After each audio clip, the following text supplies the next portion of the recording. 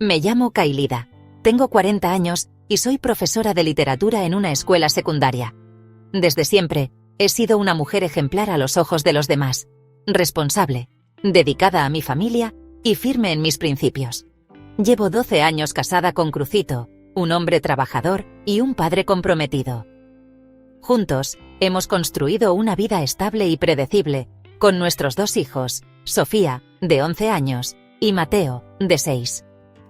Para todos los que nos rodean, somos la familia perfecta. Mi rutina es metódica: despertarme temprano, preparar el desayuno para mi familia, llevar a los niños a la escuela y después dedicarme a mi trabajo con esmero. Siempre he sentido un profundo amor por la literatura, y en mis clases trato de transmitir a mis alumnos la pasión por las palabras y las historias que han marcado la humanidad. Sin embargo, con el tiempo, mi vida personal se ha vuelto monótona, atrapada en la repetición de los días. Crucito y yo ya no nos miramos con la misma chispa de antes. Nuestras conversaciones son prácticas, nuestras caricias escasas. El amor, aunque presente, parece haberse transformado en una convivencia pacífica, más que en una pasión ardiente. Fue en medio de esta rutina cuando apareció Esteve. Tenía 35 años y acababa de integrarse al cuerpo docente como profesor de historia. Desde el primer día, su presencia me desconcertó. Era un hombre con un aire sereno y una mirada penetrante, de esas que parecen ver más allá de lo evidente. Su voz tenía un matiz grave y envolvente, y su forma de hablar estaba llena de entusiasmo, como si cada historia que contaba cobrara vida en sus labios. Al principio, no le presté más atención de la necesaria. Después de todo, yo era una mujer casada, madre de familia y con un estatus que mantener. Pero sin darme cuenta, empecé a fijarme en él. Sus sonrisas amables, la manera en que escuchaba a los demás con genuino interés, la pasión con la que hablaba de su asignatura. Todo en él irradiaba una energía que hacía mucho tiempo que no sentía cerca. No fue hasta que nuestras conversaciones se hicieron más frecuentes que me di cuenta de lo peligrosa que era su presencia en mi vida. En la sala de profesores compartíamos opiniones sobre la enseñanza, sobre los libros y sobre la educación de los jóvenes. Su compañía se convirtió en algo esperado, un escape dentro de mi rutina. Cuando nuestras miradas se cruzaban, sentía un calor inusual recorrer mi cuerpo, un cosquilleo que no debía estar ahí. Yo no buscaba esto. No buscaba sentir mi corazón acelerarse por la llegada de otro hombre, ni anhelar un mensaje o una simple sonrisa. Pero allí estaba Esteve, con su encanto discreto, con su manera de hacerme sentir vista, comprendida. Y así comenzó todo. Los encuentros con Esteve comenzaron como algo casual. Al principio solo coincidíamos en la sala de profesores, compartiendo conversaciones breves sobre la enseñanza y los desafíos que enfrentábamos con nuestros alumnos. Él solía escuchar con atención, asentía con la cabeza, y a veces dejaba escapar una sonrisa que hacía que mi corazón se acelerara sin razón aparente. Pronto, nuestras coincidencias se hicieron más frecuentes. Nos cruzábamos en los pasillos cuando cambiábamos de clase, en la cafetería de la escuela cuando íbamos por un café, o incluso en la biblioteca, donde ambos pasábamos tiempo revisando material para nuestras asignaturas. No era algo planeado, pero cada encuentro parecía tener una especie de destino invisible que nos empujaba el uno hacia el otro. Algunas mañanas, cuando llegaba temprano, lo veía sentado en una de las bancas del patio con un libro en las manos. Una vez, cuando pasé por su lado, levantó la vista y me sonrió. ¿Leíste El amor en los tiempos del cólera?, preguntó de repente. Su voz me tomó por sorpresa, pero me detuve. Sí, hace muchos años, respondí. Es curioso cómo el amor puede esperar una vida entera, dijo, cerrando el libro lentamente. Su mirada se clavó en la mía, como si buscara algo más allá de mis palabras. No supe qué responder. Sentí un nudo en la garganta y, sin darme cuenta, me mordí el labio inferior. Me despedí con un leve asentimiento y seguí mi camino, pero durante todo el día aquellas palabras no dejaron de resonar en mi mente. Poco a poco, empecé a notar algo diferente en su manera de mirarme. No era solo cortesía o amabilidad. Había algo más profundo, algo que me inquietaba y, al mismo tiempo, me atraía de una forma que no quería admitir. Cuando hablábamos, sus ojos se posaban en los míos con una intensidad que me hacía dudar si el mundo seguía girando a nuestro alrededor. Un día, mientras organizaba unos libros en la biblioteca, sentí su presencia antes de verlo. Levanté la vista y ahí estaba, apoyado en el estante de enfrente, observándome con una expresión que no había visto antes en ningún hombre, ni siquiera en mi esposo. No era deseo evidente, sino algo más sutil, como si me desafiara a reconocer lo que estaba sucediendo entre nosotros. «Siempre te veo con libros», comentó en voz baja, como si no quisiera romper el ambiente silencioso de la biblioteca. «Soy profesora de literatura, es normal», respondí con una sonrisa tímida. «Sí, pero no es solo eso. Tienes una forma especial de tocarlos, de pasar las páginas, como si fueran algo sagrado». Sus palabras me hicieron sentir vulnerable. No era solo una observación cualquiera, era un reconocimiento. Me veía de una manera en la que hacía mucho tiempo nadie me veía, y en ese momento lo supe. Esteve no era solo un colega, ni un amigo con el que compartía intereses. Había una tensión entre nosotros, un hilo invisible que nos unía de una manera que iba más allá de lo permitido. No debía estar pasando, pero ya era demasiado tarde para ignorarlo. Después de aquel encuentro en la biblioteca, todo cambió. Aunque ninguno de los dos lo dijo en voz alta, una barrera invisible se había roto entre nosotros. Esteve y yo comenzamos a buscar excusas para coincidir en el mismo espacio, aunque fuera solo por unos minutos. Un comentario sobre la última clase, un breve intercambio de opiniones sobre un libro, una mirada que se alargaba más de lo necesario. Era un juego peligroso, y lo sabíamos. Una tarde, al finalizar las clases, pasé por la sala de profesores para recoger unos documentos que había olvidado. Pensé que estaba vacía, pero al entrar lo vi sentado junto a la ventana, con la vista perdida en el patio de la escuela. ¿Aún aquí?, pregunté con naturalidad. Él giró lentamente la cabeza y sonrió de lado. «Parece que no soy el único».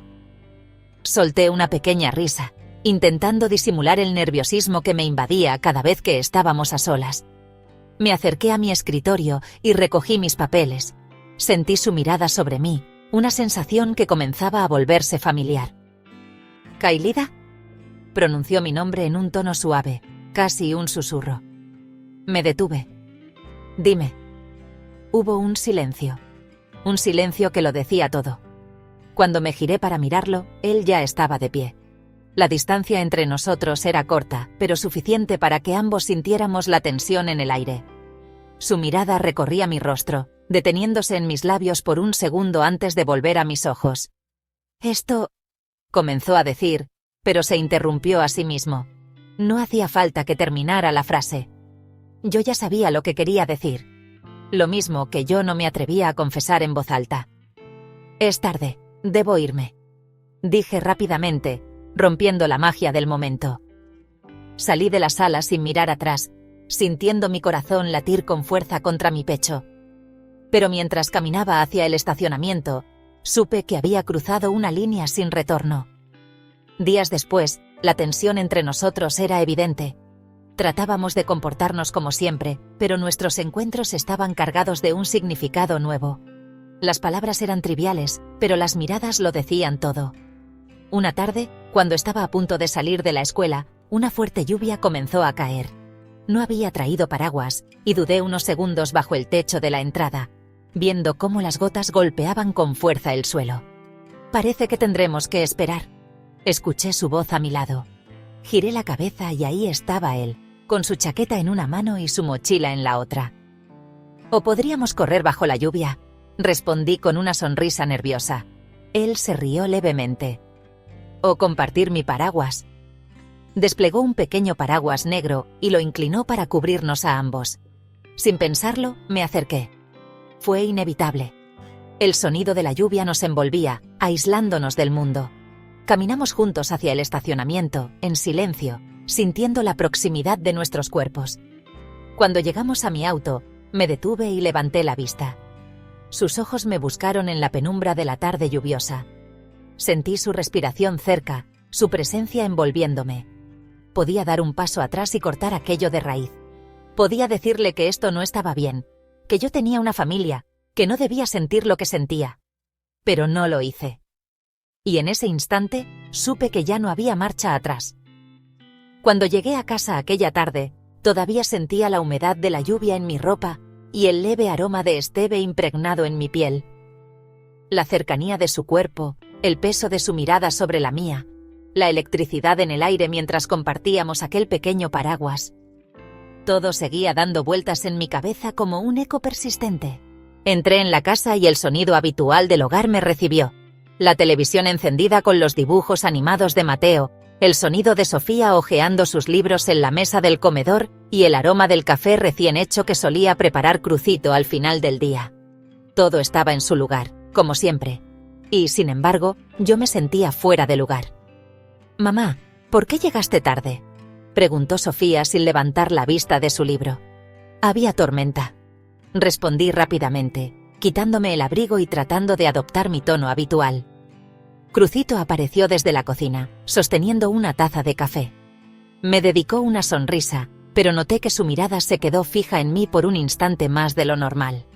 «¿Todo bien? Pareces distraída», comentó con calma. «Sí, solo fue un día largo», murmuré, evitando su mirada mientras me dirigía hacia el baño. Necesitaba espacio. Necesitaba tiempo para ordenar mis pensamientos, pero mi mente no me dejaba en paz. Al cerrar la puerta, apoyé las manos sobre el lavamanos y me miré en el espejo. Mi reflejo me devolvió la imagen de una mujer confundida, con el rostro enrojecido y los labios ligeramente entreabiertos, como si aún pudiera sentir la presencia de Esteve demasiado cerca. Tomé aire y me obligué a sacarlo de mi mente. «Fue solo un momento, nada más», me repetí internamente. Pero por mucho que lo intentara, no podía negar lo evidente. No era solo un momento. Era una acumulación de miradas, de conversaciones, de silencios que decían más que las palabras. Era algo que había comenzado mucho antes de esta tarde bajo la lluvia. El resto de la noche traté de actuar con normalidad. Ayudé a mis hijos con sus tareas, conversé con Crucito sobre cosas triviales y preparé la cena como de costumbre. Pero todo me salía torpe. Derramé el agua al servir los vasos, olvidé la sal en la comida y, cuando Sofía me preguntó algo sobre su tarea, tuve que pedirle que repitiera la pregunta porque no la había escuchado. Crucito me observaba con atención. Lo conocía lo suficiente para saber que algo en su cabeza estaba funcionando a toda velocidad, analizando cada uno de mis gestos. Después de la cena, cuando los niños se fueron a dormir, me senté en el sofá con un libro entre las manos, más por costumbre que por interés real. No había leído ni 2 páginas cuando sentí a Crucito sentarse a mi lado. «¿Quieres hablar de lo que te pasa?», preguntó con suavidad. Levanté la vista y me encontré con su mirada inquisitiva. No era una acusación, pero tampoco era una pregunta inocente. Me conocía demasiado bien. «No me pasa nada», respondí con una sonrisa forzada. Crucito frunció el ceño. «Kailida, te he visto distraída toda la noche. Apenas hablaste en la cena y pareces, no sé, ausente». El peso de su mirada sobre mí me hizo sentir expuesta. Durante 12 años de matrimonio, nunca había tenido secretos con él. Hasta ahora. «Solo estoy cansada», insistí, volviendo la vista al libro en mis manos, pero sin realmente leerlo. Él no respondió de inmediato. Se quedó en silencio por un momento, y luego tomó mi mano entre las suyas. «Si hay algo que te preocupa, quiero que me lo digas. Sabes que puedes contar conmigo, ¿verdad?». Sus palabras me hicieron sentir una punzada en el pecho. No era culpa lo que sentía, sino una especie de miedo. Miedo a lo que estaba ocurriendo dentro de mí. Miedo a que Crucito empezara a notar los cambios sutiles en mi comportamiento. Miedo a lo que esto significaba para mi matrimonio. Le sonreí y apreté suavemente su mano. «Lo sé, amor. Solo necesito descansar».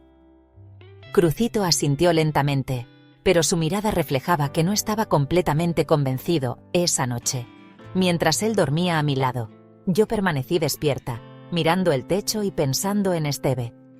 En su voz, en su forma de mirarme, en cómo mi corazón latía diferente cuando estaba cerca de él.